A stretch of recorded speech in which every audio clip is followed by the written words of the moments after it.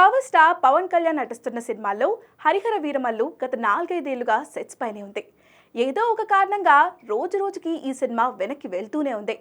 ఫైనల్గా మార్చి 28న రిలీజ్ చేస్తామని బల్లగుద్ది మరి చెప్తూ వచ్చారు మేకర్స్. కానీ అనుకున్నట్టే మళ్ళీ వీరమల్లు పోస్ట్పోన్ అయింది. 2 భాగాలుగా రూపొందిస్తున్న ఈ చిత్రం తొలి భాగానికి సంబంధించిన చిత్రీకరణ దాదాపుగా ముగింపు దశకు చేరుకుంది. కానీ పవన్ రాజకీయాల్లో బిజీగా ఉండడంతో డేట్స్ అడ్జస్ట్ కావడం లేదు. పవన్ ఒక్కసారి డేట్స్ ఇస్తే షూటింగ్ మొత్తం పూర్తి కానుందని సమాచారం. ప్రస్తుత పరిస్థితుల్లో పవన్ కాల్ షీట్స్ ఎప్పుడిస్తారనే విషయంలో క్లారిటీ లేదు.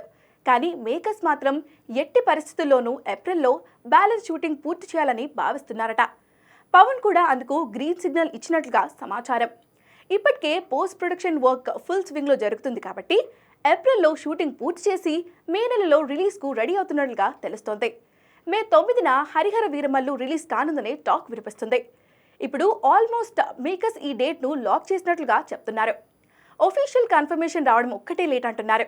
ఇక మే 9న వీరమల్లు రాక కన్ఫర్మ్ అయితే మెగాస్టార్ చిరు నటిస్తున్న విశ్వంబర మరింత వెనక్కి వెళ్ళినట్టే.